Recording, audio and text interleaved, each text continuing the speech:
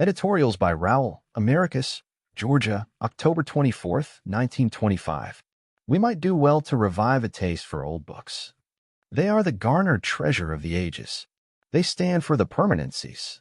Shakespeare knew nothing of the Freudian sex complexes, but he sounded the depths of human passion. Homer lived in a limited and childish world, but he filled it with pictures that are fadeless forever. There are Italian sonnets of such beauty that it hurts. Chaucer is as refreshing as the sweet showers of April, with which his famous prologue begins. Dante and Milton and Goethe lift you to the ultimate peaks of imagination. Or, if these supreme authors are too much, the cultured leisures of the British classics and the older novelists offer a fine antidote to the hectic stress of modern life. Put yourself, for an evening or two a week, back to the generations when men had time. Pep may be necessary tomorrow. Let calm be the word tonight. Don't forget the news the day Elmore Leonard was born. Elmore Leonard was born in New Orleans on October 11, 1925, and later adopted Detroit as his home. His short stories, screenplays, and novels were heavily inspired by the writing style of Ernest Hemingway, although Leonard accused Hemingway of using humor too sparingly. Leonard's crime noir style became a staple of U.S. popular culture, inspiring everything from a Quentin Tarantino film to a classic Western to the TV series Justified. Leonard's short story 3:10 to Yuma was first adapted into a Western movie in 1957. It starred Glenn Ford and Van Heflin. The 2007 remake, starring Russell Crowe and Christian Bale, is so much more than a Western. It's a flat-out great story about a father who will go to any length for his family. Quentin Tarantino's characteristically over-the-top movie Jackie Brown, 1997, is based on Leonard's 1992 novel Rum Punch. If you saw Jackie Brown and ship Pam Grier's title character with Robert Forster's bail bondsman Max Cherry, read the book. Their relationship is even juicier in print. The 1996 Elmore Leonard novel Out of Sight became a 1998 Steven Soderbergh film with Jennifer Lopez and George Clooney. Briefly, in 2003, a spin-off TV series called Karen Cisco featured Carla Gugino as the title character. She also showed up on the third season of Justified. Leonard's personal favorite of his novels was said to be Tishomingo Blues, published in 2002. Between 1953 and 2012, he published more than 30 novels and short story collections. He also wrote a nonfiction book called 10 Rules of Writing. Elmore Leonard passed away on the morning of Tuesday, August 20th, 2013. Mystery and Romance in Valley of Voices. The following book review was printed on October 16, 1925.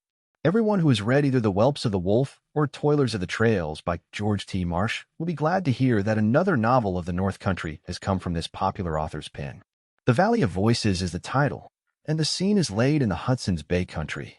Mystery, romance, and action have been deftly combined in George Marsh's latest work, and readers will be pleased to know that this serial will begin in a newer leader soon. George Marsh was graduated from Yale and studied for the law at Harvard. Twice he has been a member of the Rhode Island legislature. During the World War, he was an officer in the Air Service and saw active fighting at the Meuse-Argonne in 1918.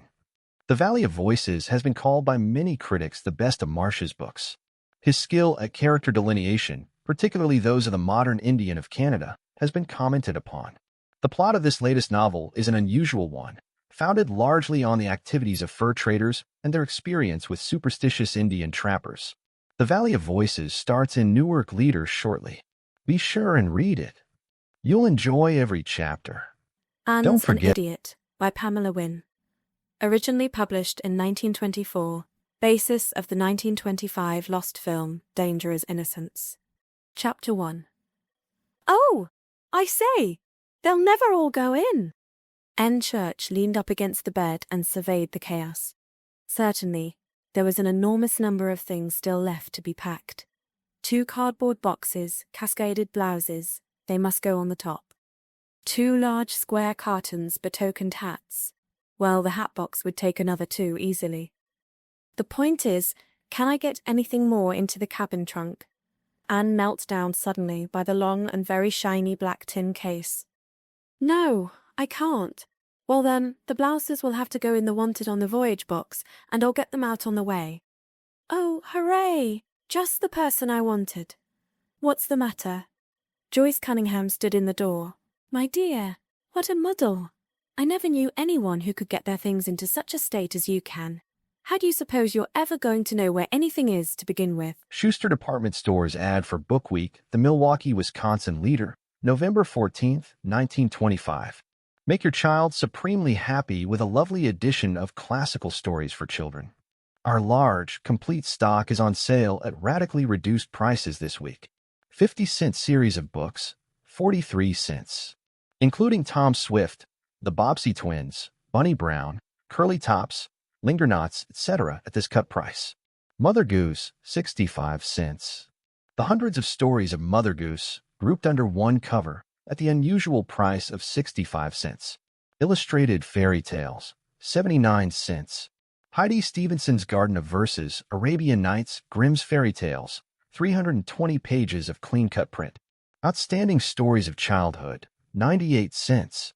Every Child Loves Robin Hood, Treasure Island, Tales from Shakespeare, Kidnapped, Hans Brinker, Mother Goose, Robinson Crusoe. Beautiful colored illustrations. Regularly $1.15 and $1.25. Children's Favorite Stories, 39 cents. Very popular series with illustrations on nearly every page. Little Lame Prince, Arabian Nights, Tales from Grimm, etc. Schuster's, stationery departments.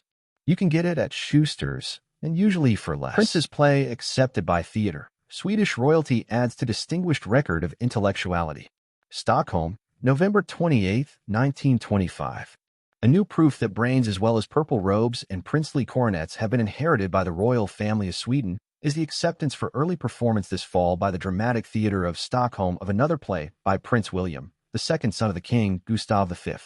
The play is called On Board and deals with the royal author's experiences and observances at sea. Last year, his highly exotic African drama, Kinangozi, had good runs both here and in Oslo. In contrast with certain other royal houses of Europe, intellectual qualities distinguish the members of the Bernadotte dynasty, which is now the only one of the middle-class families elevated to the royal rank during the Napoleonic era to still occupy the throne. All the others have been demoted. But even if the princes of Sweden were not of high hereditary position, they would be distinguished through individual merit in social welfare work, athletics, science, literature, or art. There is not a gilded numbskull among them. Kipling is ill with double pneumonia. Noted writer's condition anxious, says King George's physician announces. London, December 3, 1925, by the Associated Press. Rudyard Kipling, the noted writer, is lying ill with double pneumonia in the little village of Bawash in Sussex. He passed a fairly good night and his condition today was unchanged. He is being attended, among others, by Lord Dawson, physician to King George V, who was called into consultation yesterday by Mr. Kipling's regular physician. Lord Dawson described the condition of the patient as anxious but not dangerous. When the announcement was made that Mr. Kipling was ill, it was said his condition was not serious. His friends, however, were somewhat alarmed, knowing his disinclination to be in the public eye and his love for almost hermit-like privacy. It was Sunday evening that Mr. Kipling first complained of pains in the chest, but it was not until Monday that a physician was called. The doctor found that the disease had developed to the point that he thought it wise to summon Lord Dawson. Mrs. Kipling, aided by 2 nurses, is constantly at the bedside of her distinguished husband, who once before, in 1899 in New York, was critically ill with pneumonia. Josephine Kipling, one of his daughters, contracted the disease and died. Another daughter, Elsie Kipling, who is the wife of Captain George Bambridge of England, also fell ill with pneumonia but recovered. John Kipling, a young son, escaped the disease and was killed while fighting with the British forces in the World War. Kipling is still holding up well. Burwash, England, December 8th, by the Associated Press. On the 8th day of his illness, Rudyard Kipling passed what his attending physicians described as a good day, with condition unchanged. Kipling is suffering from bronchopneumonia, and best sign of all, his strength is being maintained. The efforts of the physicians have been directed to checking the development of the disease and in aiding the heart by the use of oxygen and stimulants to carry on its work. Don't forget galoshes are not new, worn 100 years ago. When the cold rains come and the ground is soft and slushy, mother calls as daughter is hurrying into her wraps to go to school. Remember your galoshes? And mothers have said that very thing for hundreds of years. When Jane Austen, who was born 150 years ago today in England, went walking, her mother reminded her to wear her pattens. These were an undershoe that was the great-great-grandfather of our present-day galoshes. Jane's father was a minister, and they lived in a country parsonage. Jane used to go visiting the people of the parish with her older sister, Cassandra. She liked to be out in all sorts of weather, though there were no concrete roads in the country such as we have today, just narrow dirt roads that became seas of mud in bad weather. Jane grew up to be a very famous novelist, but the country people always remembered her as the girl who liked to go visiting and went clumping past their houses in her clumsy pattens. Can there be anyone who does not polish up his holiday spirit by reading Dickens' Christmas Carol? Is there anyone who does not give himself the fun of skimming down the slide with Bob Cratchit and laughing at his comforter, 3 yards long, exclusive of the fringe, stream out behind him like the woolly tail of a kite? Is there anyone who does not creep up the cold staircase with old Scrooge and shiver into his small, dismal room, there to eat a small and lonely bowl of porridge with a crusty old gentleman? Is there anyone who does not love Tiny Tim and his wee, brave crutch? And Mrs. Cratchit, who can cook a goose to beat anything thus far accomplished in the history of mankind? And then, when we follow the spirit of Christmas past, can anyone fail to be moved by the forlorn little figure of old Scrooge as a lad, left in loneliness at school during the holidays? Could anything be more pathetic? Has anyone such astonishing control of his feet that he can prevent them from dancing at Fezziwig's party? And where is the impossible person who can suppress a cheer at that remarkable gentleman's performance with his legs? If such there be, go, mark him well, for he has no pleasant places in his heart for these delightful humors. And then the damsel with the lace tucker. Dear me, what a chase she gave one interested young man in blind man's buff. And how he paid her up for it in a certain shadowy corner of the room. How he did, indeed. But she liked it. Oh yes, she liked it very much indeed, did the damsel with the lace tucker. Then to return to the Cratchit family, who is there to resist the simple toast of Tiny Tim, a toast of 5 words that encompasses the hope of all men. God bless us, every one. Barn Theatre opened by H.G. Wells' family, all but famous novelist engaged in producing plays at Little Easton, by the Associated Press. January 2, 1926, Dunmow, England. All of the H.G. Wells family, except the famous novelist himself, are actively participating in the productions, which are being given the season at the Barn Theatre, Little Easton, which is near the Wells home. The Countess of Warwick has loaned the barn, which has been converted into an Elizabethan theatre, and is still an enthusiastic supporter of the movement. Mrs. H.G. Wells and her sons Frank and George are the moving spirits in the productions. They design scenes, paint scenery, and act in the plays, which have ranged all the way from Shakespeare to Stanley Houghton. A few footnotes to the newspaper item. Mrs. Wells' given name was Amy Catherine, but she was known as Jane. Frank Wells became a Hollywood movie producer. George became a noted zoologist. Stanley Houghton was an English playwright who had died in 1913. Good books are not expensive. Ad from the San Antonio, Texas Light, January 25, 1926. The ad is for Josk Brothers Company, a department store. Good books are not expensive. These popular copyrights in paper binding, each 25 cents. The Black Tortoise by E.F. Viller. Ambush by S.A. White. Blaise Derringer by E.P. Lyle. The Blonde Lady by M. LeBlanc. Blaze Trail Stories by S.E. White. The Circular Study by Anna K. Green. The God of His Fathers by Jack London.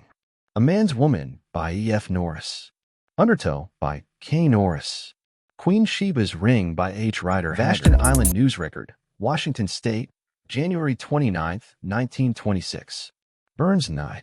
The Burns Night at Burton High School this year was all that could have been desired. Every available seat at the table was filled, and several more were crowded in the auditorium for the program. J.M. Ogilvy presided in his usual able manner. Mrs. B.P. Kirkland was the accompanist and was kept busy all evening at the piano, made necessary by the large number of encores by different participants. Miss Roger was ill, and for that reason not at her best. She sang a number of songs and received a call back time and again. Her Kaler Heron was the outstanding winner. Piper Ironside pleased with his diverse skills, especially his opening number, Cock o' the North. His daughter, Miss Nellie, was also well received. Her song at the banquet table on Whistle, and I'll Come to You, taking down the house when she asked Mr. Morrissey to stand up. Mr. Robertson is a natural Scotch singer. If he had more training, would easily register as a star. He and Miss Ironside scored heavily in Hunting Tower and The Crooked Bobby. Miss Nancy Ogilvy, right from Scotland, danced the Highland Fling to the delight of everyone. Her brother, young James Ogilvy, a mere boy, sang The Lad from Kyle so well that he was recalled, and gave a recitation on Sandy and the Oratorio, which was perhaps the biggest hit of the evening. At the banquet hall, Reverend Hugh Armstrong gave the invocation and W.B. Mackey prepared 2 very fine haggis for the occasion. A good supper was served under the direction of Superintendent Parks. The service was prompt and efficient. After the supper, the toastmaster was interrupted in some remarks he was making about the poet with a sealed letter, which was handed him. It was opened and read and proved to be an unpublished poem of Burns headed, an epistle to the Vashon Manry Burns Club. It has been asked for by so many that we publish it elsewhere as it was given. Treasurer's Report, the Shop of Courtesy, the Home of Fashion. 221 East Houston Street, San Antonio, Texas. A book review of fashions. Every mode is as new and sophisticated as the newest of the new books they are reading. Gentlemen prefer blondes by Anita Luce. What a beautiful, clever dumbbell she is. Just picture what an intelligent creature she would have been if she had worn one of the new 4-button suits in tweed or woolen one finds now at Frost's. So modestly priced at $29.75 and up to $110. Glorious Apollo by E. Barrington. No wonder he was the world's greatest lover. And you can just bet that the girl who finally won him was always distinctively attired. You can accomplish her feat if you come to Frost's and don one of these exquisite new silk frocks designed for afternoon wear. Priced at $29.75 to $115. Mad Marriage by George Gibbs. And even Peter Randall wouldn't have had such a mad marriage if his wife had been sensible and chosen her clothes artistically. She really needed one of the 2-piece silk sport frocks with the new flared or pleated skirts that await one selection at Frost's, $29.75 slowly up to $95. Cousin Jane by Harry Leon Wilson. Suppose she was an orphan who had to work and help her relatives along. It didn't take her long to come up in the world, and you can rest assured that she wore good-looking clothes. Most likely a striking cape coat, like the ones you'll find at Frost's. In tweeds and soft, glorious woolens, $75 up to $115. Thunder on the Left by Christopher Morley. The little girl in this absorbing story wouldn't have minded growing up if she had only known that there would be waiting here at Frost the knobbiest of coats in mannish and dressy styles, fashioned from tweeds and beautifully patterned woolens.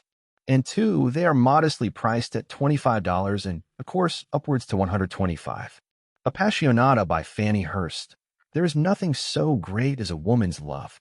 In this story, a beautiful girl gave up all earthly joys to become a nun. Some women would make any sacrifice for beautiful hats. The ones at Frost's are so moderately priced that this is not necessary. There are lovely styles at $5 up to $25. January 31st, 1926.